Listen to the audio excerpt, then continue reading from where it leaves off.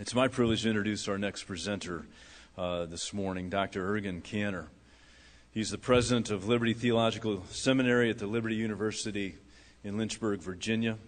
Serving under his chancellor and president, Jerry Falwell, Jr., Dr. Caner led the seminary to triple in growth since his installation in 2005. He was raised as the son of a Muslim leader in Turkey. Dr. Caner emigrated then to America with his parents, grandmother, and two brothers. He came to faith through the witness of one teenage friend in Columbus, Ohio.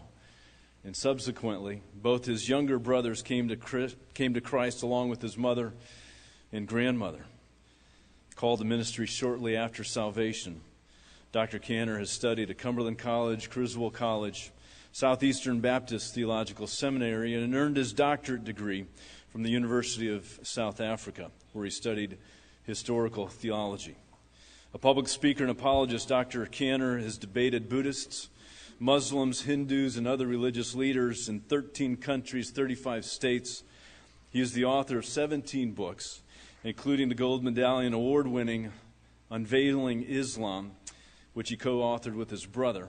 He also co-authored Why Churches Die, and in 2005 published his first work on global apologetics entitled When World Views Collide. And also I just understood he has released another book called Holier Than Thou, and I can't wait to read that one. As an expert in world religions, he has appeared in numerous national television programs. Dr. Caner combines solid evangelical scholarship with a burning passion to engage a global culture with the claims of Jesus Christ. He lives in Lynchburg with his bride, Jill, and two sons. Please help me welcome Dr. Ergun Caner.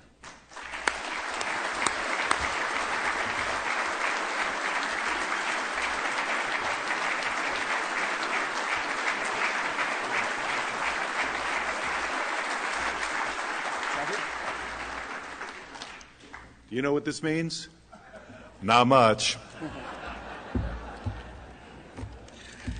The congressman from Indiana, one of the first places I ever served was in a small place called Vincennes, Indiana. And I hugged his neck and told him that's where I learned how to pray Father, Son, and Bobby Knight. How many of you have never seen me? This is the first time you're seeing my big old pumpkin head. Raise your hand. Would you do that? Good. Virgins. Wonderful. This is good to know. I am in a unique position in that there are only 8 of us on the American landscape. Converts from Islam almost inevitably change their name. We do so for a number of reasons. One, because we are murtad. Murtad means that you are declared unto death.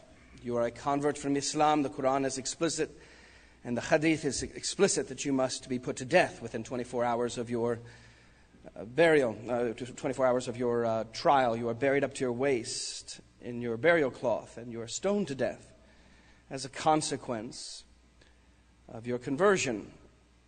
And so, for the most part, we change our names.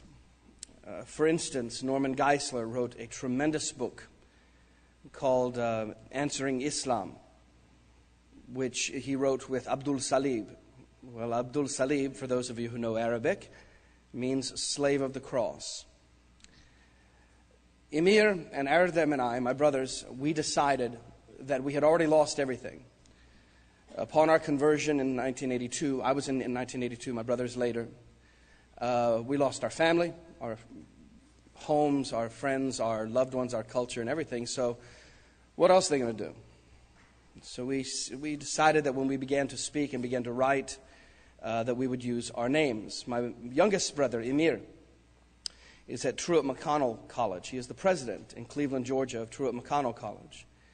And I'm up at Liberty University in Lynchburg. And we just decided a long time ago that we would use our real names. It puts us in a unique spot in that when we speak, the only thing they can do is scream and cry and yell, which they do quite often, but they do it against you as well. When pastors and ministers and associate pastors take a stand for the gospel of Jesus Christ, inevitably you are called narrow-minded, you are called bigots, you are called unloving and unkind, and the words they use for you, I find an honor that they use for us as well. I serve at Liberty University, where Dr. Jerry Falwell hired me, and he was everything you think he was. As ornery as a man could be, as troublesome to the media as a man could be. And when he died 2 years ago this month, it left us with a great void. I am honored to say that the large feet that stepped into that void sit in this room. Not only those of us who are here in attendance, but I would cross a live minefield and retrieve a live grenade for Tony Perkins. The Family Research Council has taken unbelievable hits, and every time I see him on television irritating those people, it gives me great, great, great joy.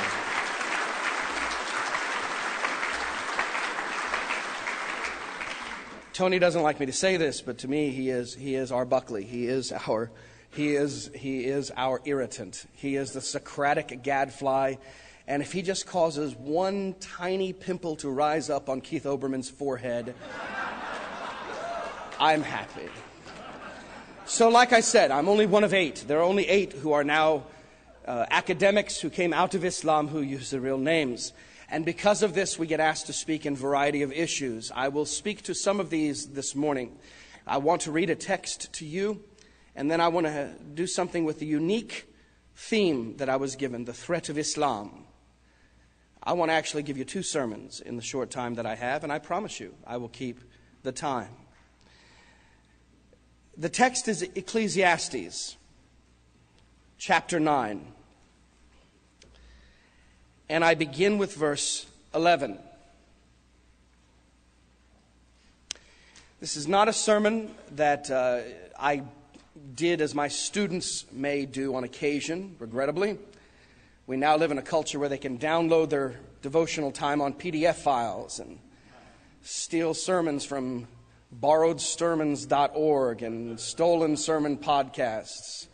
This is not a sermon that is stolen because it's not a sermon that has any type of use for anyone except for those of you in this room. You feel free to steal it and use it any way you want. But I'm going to read now Ecclesiastes chapter 9, verse 11 and following. And again, the Keholeth, the preacher, said, "Again I saw under the sun that the race is not to the swift, and the battle is not to the warriors. Neither is bread to the wise, nor wealth to the discerning, nor favor to men of ability. For time," and I love the term here in the Hebrew, chance. It means guided chance. We see it as the hand of God. For time and chance overtake them all. Moreover, man doesn't know his time, like fish caught in treacherous nets and birds trapped in a snare. So the sons of men are ensnared at an evil time when it suddenly falls on them. Also, this I came to see is wisdom under the sun, and it impressed me. It impressed him that evil time had ensnared us.